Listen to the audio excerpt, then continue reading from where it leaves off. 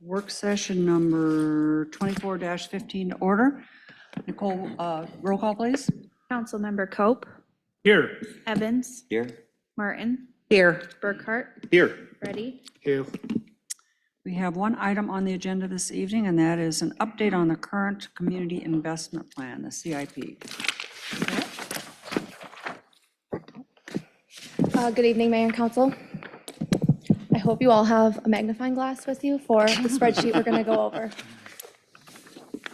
I appreciate because I did print it out on the. Okay, so we're just going to walk through changes from the CIP plan that was approved in January or early February of 2024. Kind of by department, just talk about changes that we have in the current projects, not discussing any new projects in our 2030 year. So in our general government, we have the fire station addition. This has been delayed based on, this will need a referendum to be done, and has been pushed back to 2026 to start the preliminary assessments and design.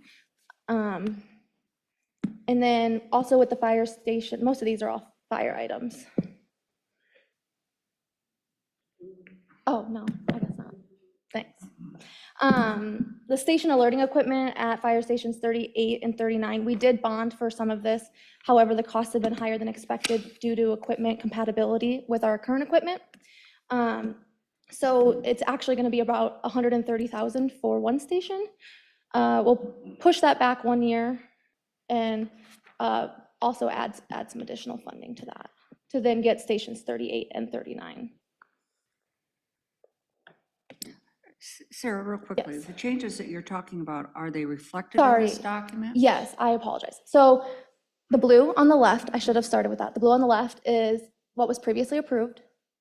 The purple on the right is with the changes.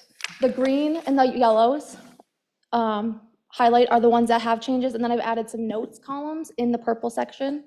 They should line up 1-to-1 on each side, kind of with some notes on what those changes are. Thank you. Yes. Also have a fire engine in fiscal 27 that is coming from the Grimes CIP. This will be split with the fire formula. The $900,000 is reflecting the total cost to the district, not the cost to the city. And then we are pushing back the ambulance 1 year.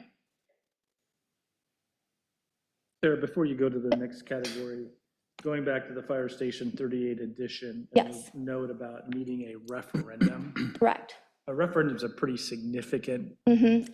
So do we, any idea of timetable for the referendum, and would we group other projects with it, or do we have a strategy or a plan, or when do we need to have a strategy or plan? I mean, I think that's something that we'll have to discuss as we get into the design process. You know, I think for other projects, I mean, the question is, are there other general corporate purpose projects that would also require a referendum? And so how do we pack each of those together to do it? I'm not right now aware of any other general corporate purpose projects. Brian's looking at me, so I'll just say the obvious. Who would be a good one? Yeah, if you, But they would be, you can get some votes for that. Yeah. But they would be separate because they're different classes. They would be separate referendum questions on a ballot. Well, I just saw that word, and that's a significant, I just think, I mean, first I've really contemplated it, and if we're gonna think about having a referendum sometime in the future. In reality is probably even FY, I mean, when you start getting out beyond the current year and like year 1 and 2 of CIP, beyond that, it starts getting a little squishy. Sure. FY 28 maybe is a little too quick, because if you think about, you do the design, maybe you're done with the design by July of 2026, you're then going to go do the referendum. Well, that would happen in November, and then you're going to spend an entire 6 to 9 months doing the actual construction plans, because the original design is only doing conceptual level. You don't do the actual architectural plans until after the referendum's been approved, because you don't want to expend those funds and not get the project. So it may be pushing it to get into FY '28, but I think as we kind of flush this out more, those will be questions. There may be an avenue where we even look at different ways of, do we look at putting this in an urban revitalization district, or excuse me, an urban renewal district, and look at doing it through a different route to avoid a referendum. Certainly that's, for example, how Grimes is doing their new station, is they did it in an urban renewal, and so they didn't have to do a referendum, but you have to have a source of funds to be able to go that route. So I think there's a lot of things that we will still investigate as we look forward to that. Yeah, I think obviously, it's a pretty significant commitment, just want to make Yes. sure we're. And on that, we've talked about potentially cash flowing that design cost because the referendum would have to be done nearly a year before we'd issue the bonds for it, due to the timing changes Right. on the referendum, so. Because you can only do referendums now at the November election. Correct. Right. Yep. One thing to highlight, because I just, as we're talking about like the fire engine from the Grimes CIP, one of the things I would highlight to counter to that is like the aerial truck tower. That was originally a project that we were going to fully fund by the city of Johnston alone. Well, now with the fire district, Grimes will pay their portion, the city will pay their portion. So, while we're bringing $900,000 fire engine into the CIP, we're getting benefit by the district with the fire truck or the ladder truck. Any other questions in that area? I do have a quick question. So the same thing, fire station addition, rest of the everything else. So fiscal year is 240,000 and 315 on the green side. On the other side, you change it to fiscal year 26 to 240K and fiscal year 28 to 3 million, right? It's the same thing. So do you have the inflation included in that? As of right now, no dollar change, we just adjusted the years. Okay, just a year, not included the cost, Yeah. actual cost, no inflation yet. Nope, and until we get into those preliminary assessment phases, we probably won't have a clear number on that construction cost. Right. Okay, so in the Parks and Trails section, I do have a Yes. question. I don't remember. City Hall solar purchase, what is that? that is the purchase agreement on the solar that we're currently leasing. Is that correct, David? Yeah. So is this a 5-year lease again, or No, it'll be to purchase it outright, I believe. fabulous? Thank you. Yep. Okay, so Parks and Trails, our 78th Avenue Trail, we've added in an additional column in 26. We're timing it with the 100th Street reconstruction project. We have borrowed some funds for the project, but we will need an additional 230,000 in fiscal 26. The approximate design has been about 156,000, when only 75,000 was originally budgeted for that, or in the plan for that. And then the project itself was originally put in at 365 and is going to be around 550. Then our Waterford Trail reconstruction, that is going to be pushed out into 26 and 27 to align with the stormwater project. Since we've bonded those funds already, we will repurpose those into other parks projects where there's need at the moment. The dog park project, just the cost is increased in that a bit. We'll begin our bid it late, winter, hope to begin construction late spring, early summer. We just discussed whether or not we will need additional funding, but we may be able to repurpose, but we also, that 250 was higher than the design was, so we do have some funds available to begin the project before we do our fiscal 26 bond issuance.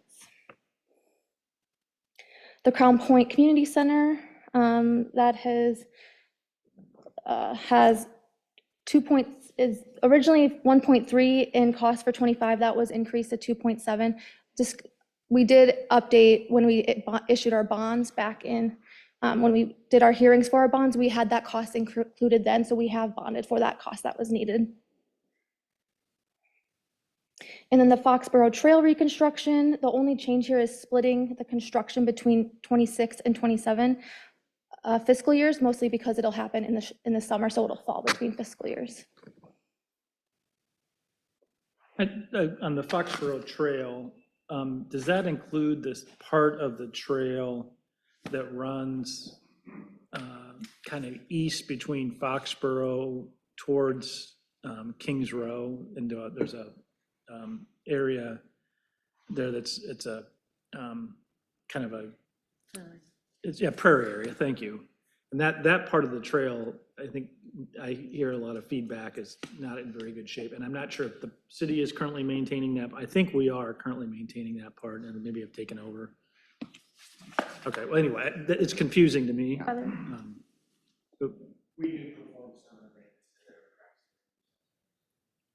Okay, so are we responsible for, anyway, that's a part of a trail. And again, I'm not sure if it's HOA responsibility for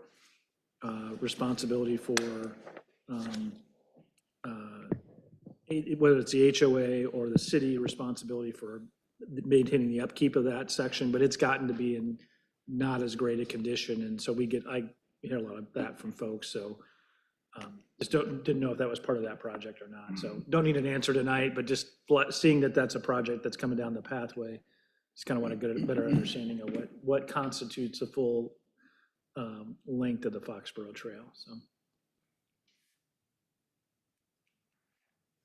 Sarah, just a question, and maybe I've missed something in the conversation, but the new proposal is 600,000 for the dog park in FY 2025, and we had it 500,000 in 2026. Did we move that up? I think the plan was always to originally start late in fiscal 25. From discussions last week, we moved it forward, but then we just had some discussions just again now that will probably start near the tail end of fiscal 25 and be in fiscal 26 for expenses coming in.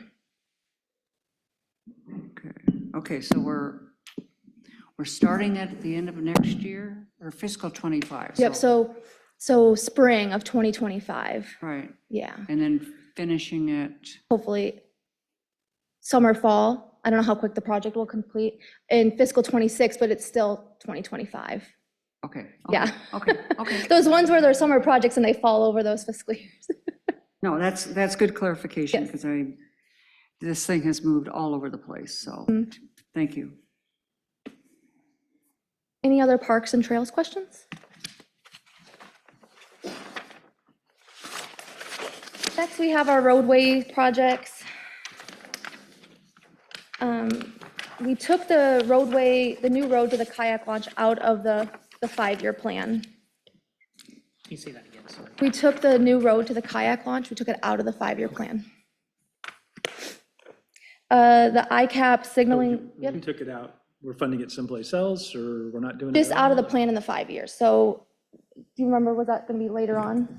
No, with the Balmer's development, they actually constructed that roadway. So it's not, okay. Yep. So it's done. Right. Okay. Okay, our ICAP signalization project on Merle Hay Road, that's timing of the signals from the interstate up to 62nd. The original bid was over what had been budgeted.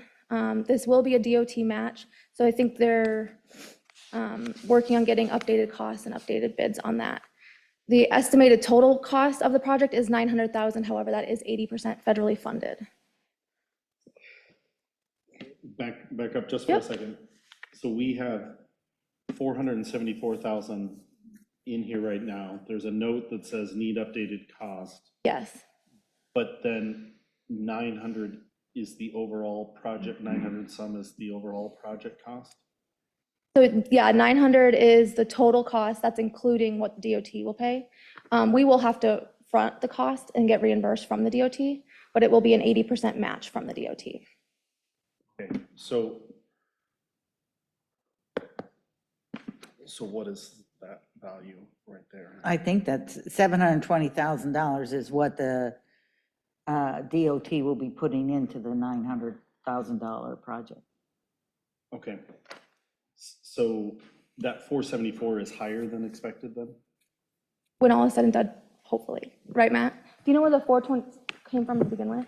That was for the full project amount because Oh, we okay. had to, but that project has grown Okay. since then. So we left that number there. We won't have to actually utilize that full amount.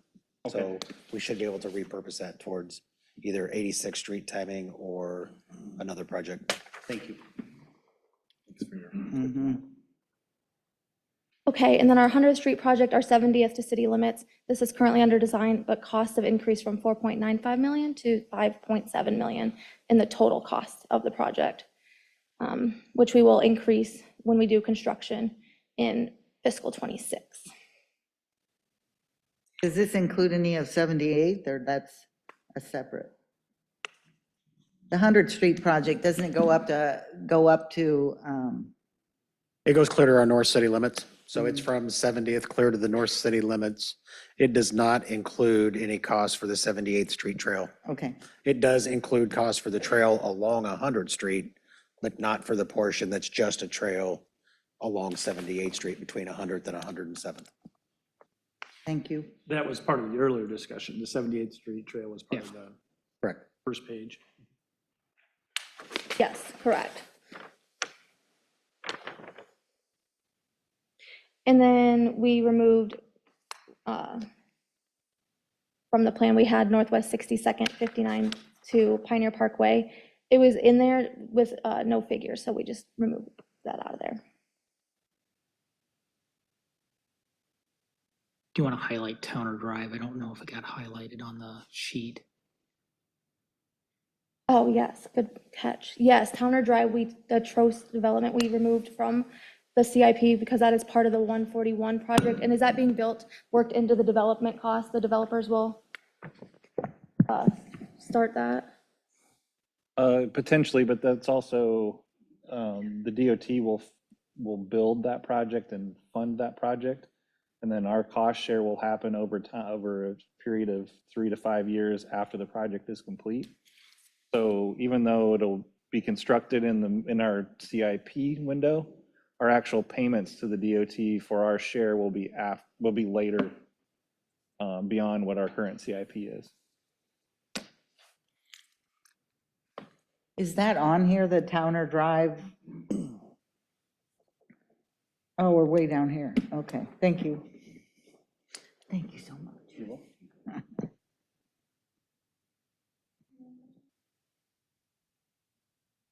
The Northwest 110th Street improvements, what is that? That's a project that the DOT is also doing when they close 121st Street to the north to Jester. That'll be the new way to get to Jester. So you'll exit at Highway 415 or Saylorville Drive, and then they'll construct a 2-lane road with storm sewer improvements between 415 and I think it's 106th Street. And part of that is our cost. There will also be some county costs in there as well. So it's a joint project. So 415 is the road to the mile-long bridge? Correct. Okay, I didn't realize that was designated as 415. Okay, thank you.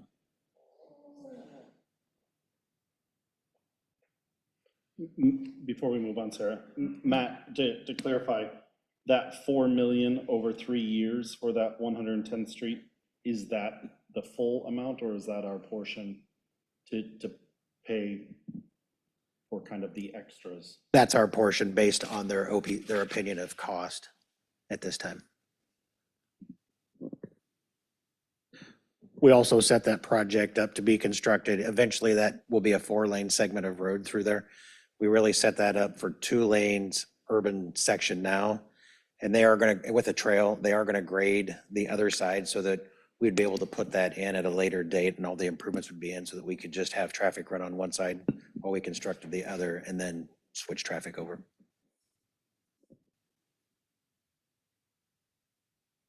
Okay, sanitary sewer. We moved the segment C up quite a few years with the rotating of, was that the one that got rotated, Matt, with segment C? Oh, no, okay. It was not currently in the budget, but it's been let in, so that is 4.8 million, but it will be paid with SRF, so those funds will be drawn down as expenses occur.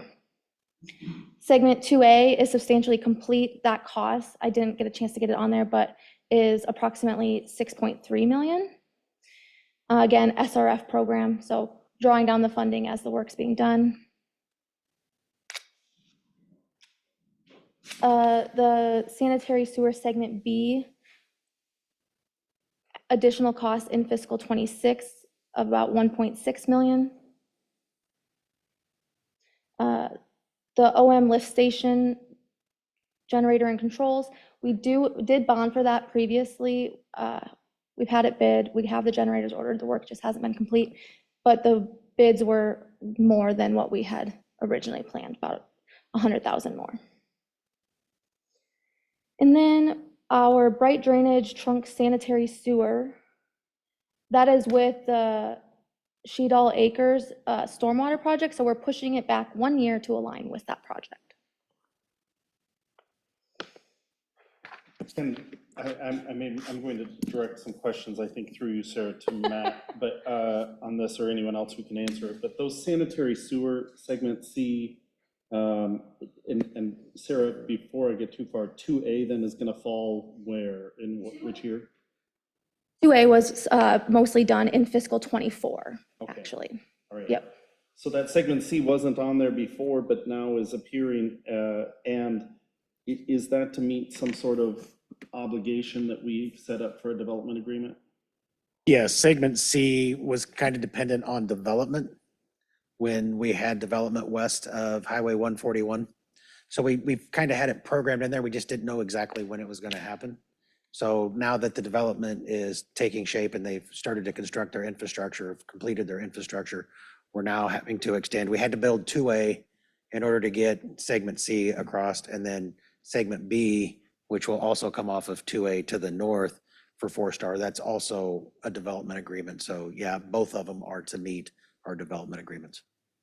And Sarah had pointed out that those will be funded through SRF. I don't claim to even know the details of SRF, but there's no way we can use SRF funding for the east of Merle Hay sewer improvements, is there?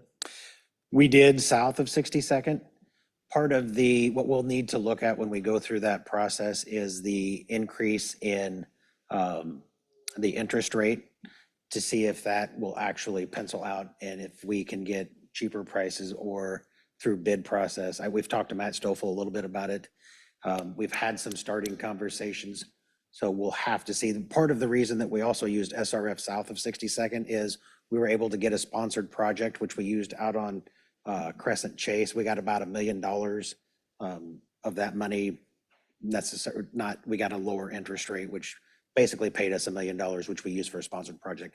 That program has gone away and the interest rate has also gone up on SRF. Some of these current projects that we do have under SRF, we did get at the lower interest rate. We were able to do that prior to the interest rate going up. Okay. I just am very sensitive of the fact that we're kind of fast forwarding to this new segment in this new growth area. And I do realize that timing and phasing of that east of Merle Hay, north of 62nd area is going to be, kind of touchy, but I want to make sure that we're continuing to focus on that in the fastest and most timely manner we can.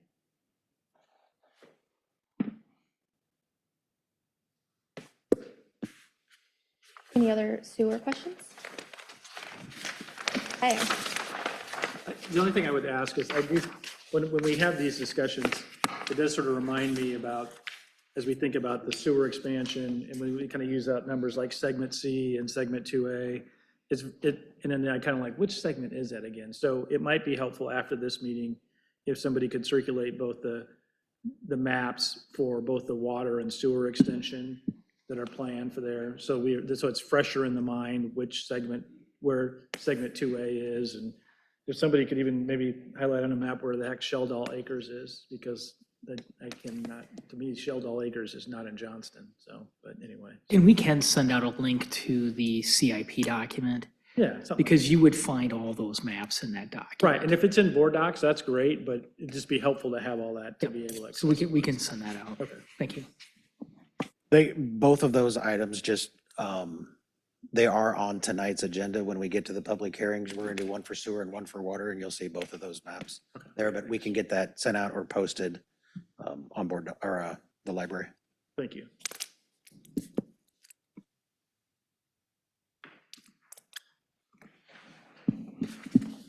Okay, up next, we have stormwater.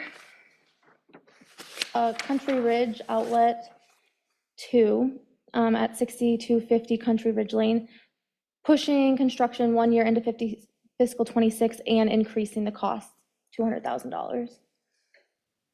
Trail Ridge Drainage Way has been pushed back 2 years. And then the Green Meadows North downstream of Waterford Pond, this is the one that will be done with the Waterford Trail Project, pushed back into fiscal 26 and 27.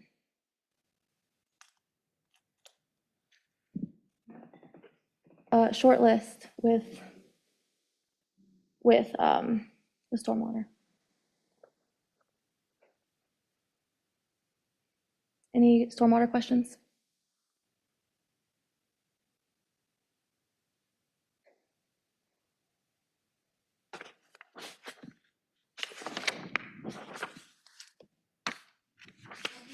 Then we have the water.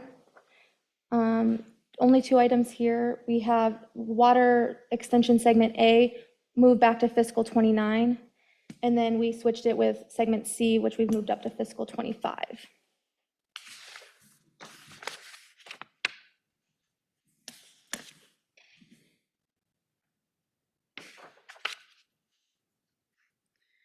Sarah, just to make sure that I'm thinking about this correctly, some of these projects are being moved out because what we're trying to do is we're trying to spread those costs more evenly over that 5-year CIP period. Is that correct? Or? The segment A water, that was due to the right of way, right? Segment A, we have the interchange, that segment A would run through the interchange, so it would run from 78th along Highway 141 up to up to Towner Drive. We've got some development agreements, 4-star, that we've got to get some water, as well as our Xenia commitment to get water up into that area. So it was challenging to have to go through the Highway 141 interchange section. So we did kind of flop those, and we'll be building in reverse. Instead of A, B, C, we're going C, B, A, so that we can meet those commitments and those timelines. Yep, so that, I mean, exactly,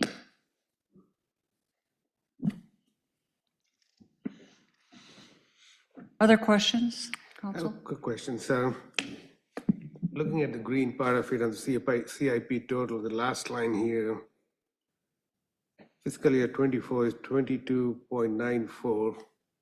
On fiscal year, on the yellow part of it, is 22,762. So we reduced the cost here. Going up to fiscal year 25, 24 million, now it goes to 47 million. It's almost double the next year's planning. I'm kind of concerned that, are we able to fund that much, double the cost that we have in 25?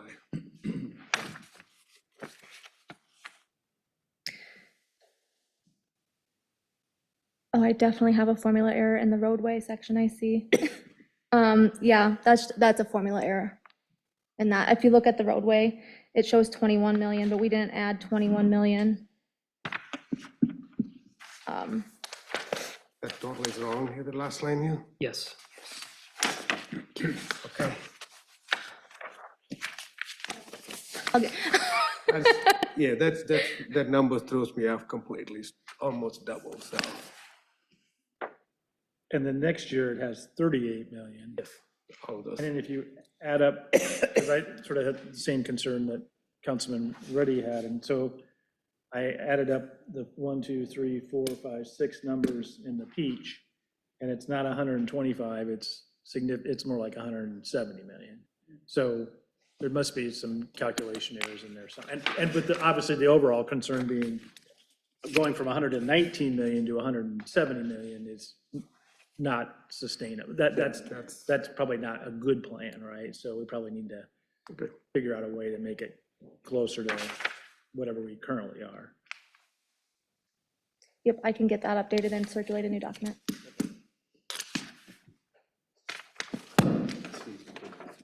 Other questions or comments for Sarah?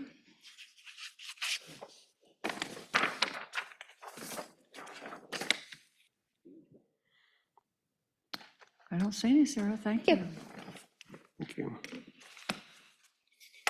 Well, Mike, that was our only agenda item.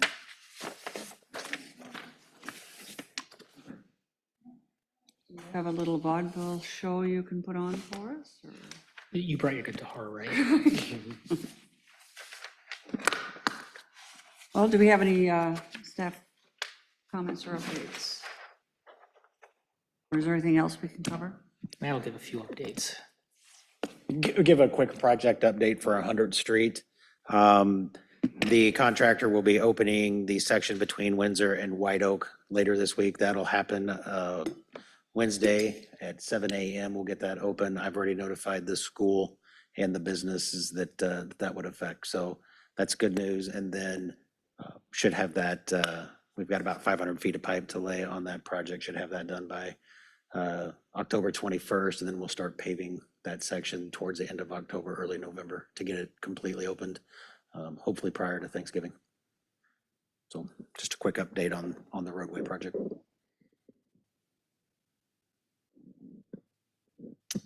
The update I would provide is Friday, I actually took the day off, and Councilmember Cope and the mayor joined me to support the Johnston Police Association's first inaugural golf outing, and I will tell you, it was a great event. I know it was a heavy lift by a lot of your officers who clearly have a lot of dedication and care for our community, and it was, for me, overwhelming to see just the amount of people that came out to support our department, and it was a great time, exceeded my expectations. So I know it wasn't just you, Chief, but thank you, Chief, and thank you, the entire department, for putting on that great event. It was a lot of fun. A lot of people, I mean, how many teams? 34? 32? I walked away buying a grill at the silent auction, so the chief is now trying to get me to host a There you go. grill out at my house, so we'll have to do that. It was a beautiful day, too. Yeah. And we found out what a great golfer Councilman Cope is. Better golfer than swimmer. You may have to explain that. I don't feel compelled to. I will tell you though, Councilmember Cope is a good golfer, so. He's a good sport, and he did make a duathlon out of it rather than just a single sport. Where's my bicycle? That I could have made the whole coming home. Anyway, as I said, no good deed goes unpunished. We also had the Jetco bus tour. Josh, did you want to talk about that a little bit?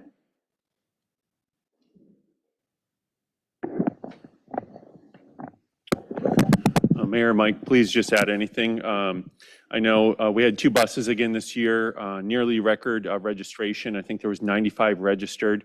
This year, the chamber partnered in with Jedco to assist with the registration and organizing process.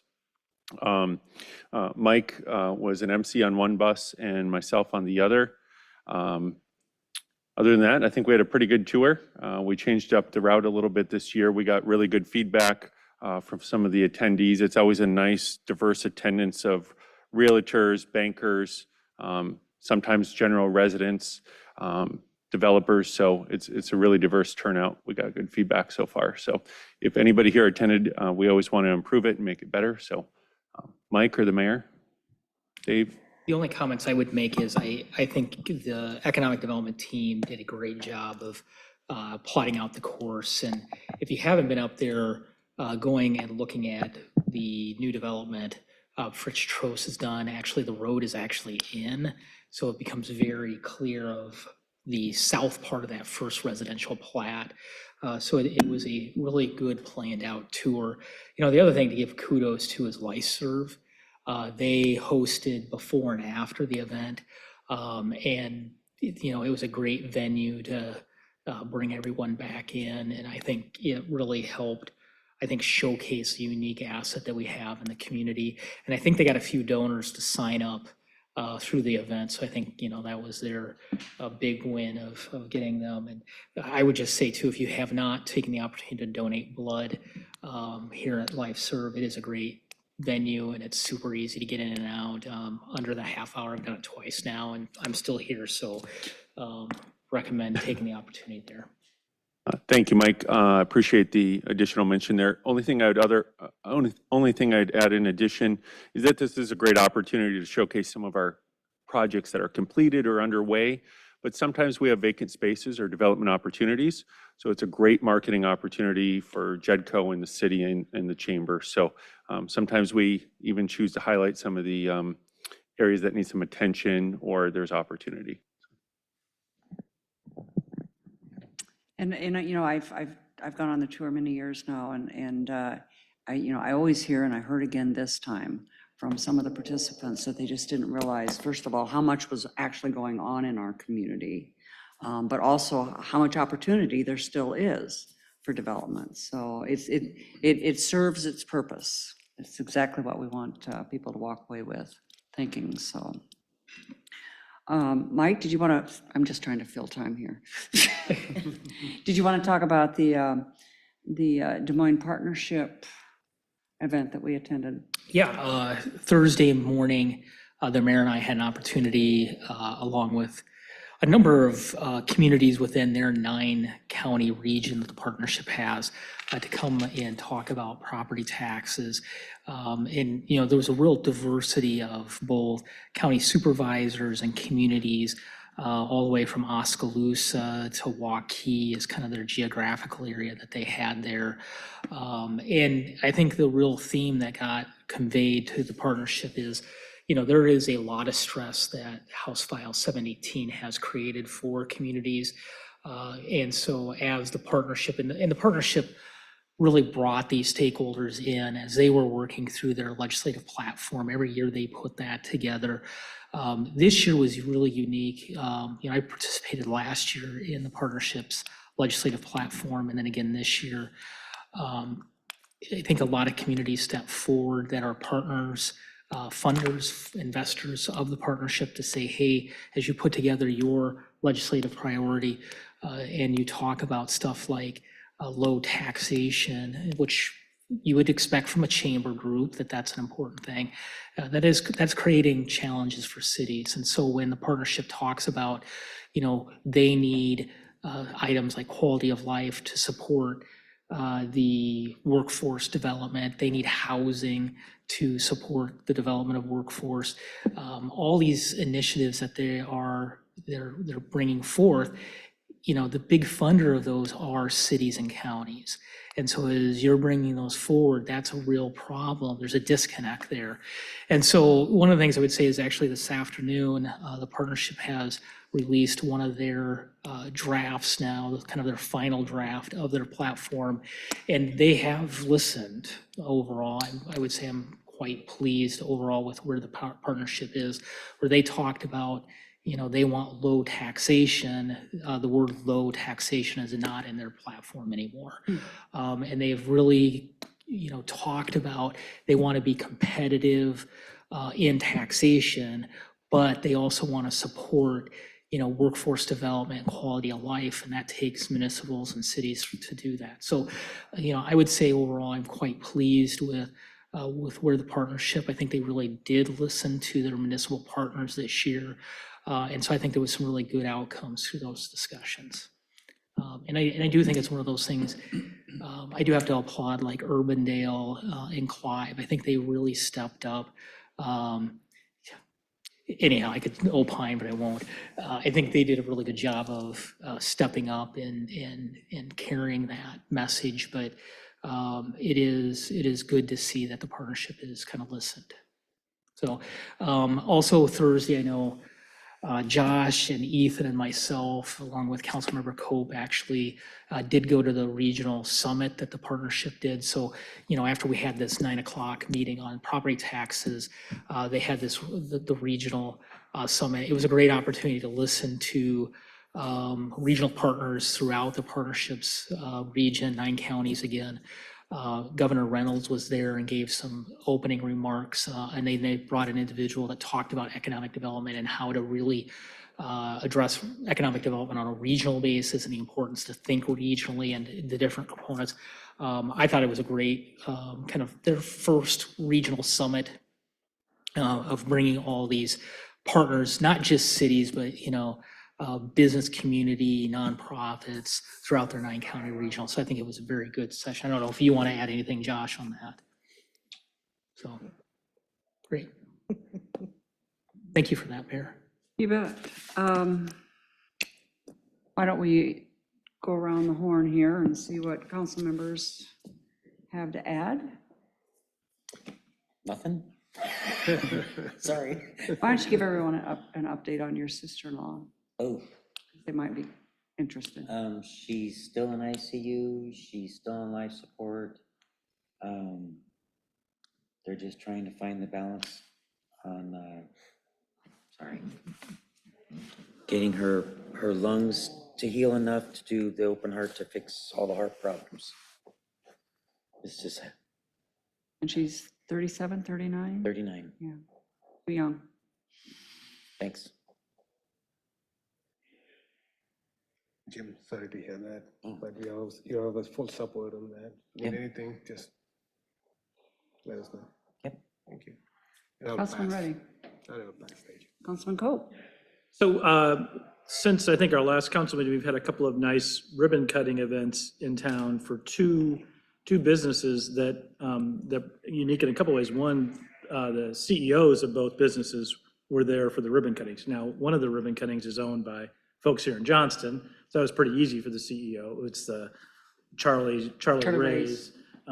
But the other business was the Quick Star opening here on Merle Hay, and the CEO of Quick Star, who came in from Wisconsin for the event, to sort of indicate, I think, how important the event was to them. And they had a huge crowd and a lot of crowd for us, and they provided a nice grant to the police department, fire department, as well as part of that. So, and both sites, ironically, were locations that previously were not on the tax rolls. So those are two examples of land in the city that were previously not commercial property tax generating parcels that are now generating commercial property tax. So I know we have a lot of concerns sometimes about going the other way, but this is an example of two in the positive steps. So those are really nice events, and thought those were really good. The other thing, kind of continuing the regional concept, I'm Johnston's representative on the Central Iowa Waterworks Board, which is the coming together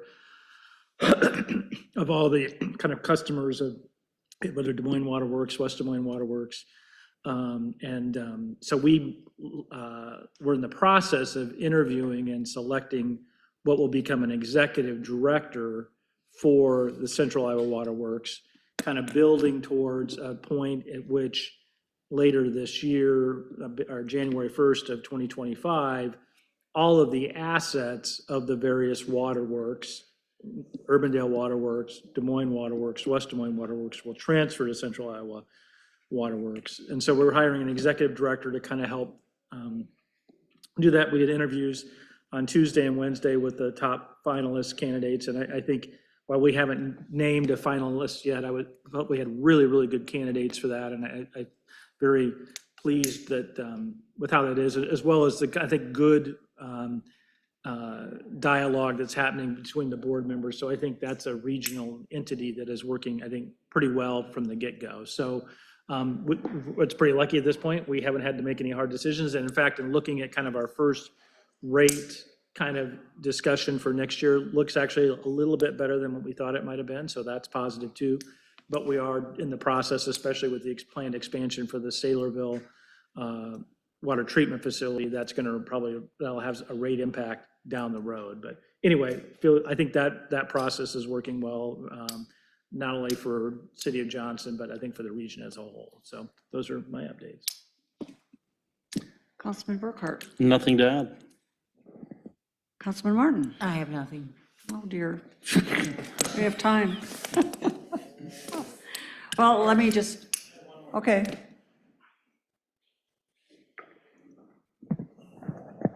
I just want to make sure no one got left out. Invitation for the groundbreaking for the new Public Safety Center over in Grimes, over on County Line Road, just south of Highway 44, 10 o'clock this Friday. Got it. Do you have an invite for that? Do you have an invite? I don't recall having got an invite for that. I'll make sure you get it. That's why I just wanted to make sure there was different people sending out invites. I want to make sure nobody got missed, but I'll make sure you get it. I don't recall seeing it. Okay. I think the only place I saw it was in your newsletter, your weekly newsletter, so that's. Yeah, and I think the fire board members We do, got it, yeah. but I don't know that everybody else. That's why I wanted to bring it up. Okay, I'll make sure you get it. There was also another nice event that occurred last week, and that was Coffee with a Cop. Had a nice turnout, good representation from our police force there, as well as members of our community.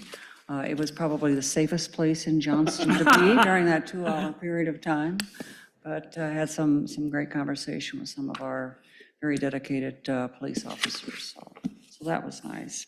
The other thing I'll just share is one of the other opportunities I had last week was to have lunch with 3 members of the Polish Parliament. They were in the state for 6 or 7 days, and in fact, one of them was hosted with a family here in Johnston. So just, very fluent in English, very easy to have a conversation with them. And what impressed me is that similar to the Kosovar people who, just have so much appreciation for Americans and what America did to, assist them in their conflict or their war with Serbia.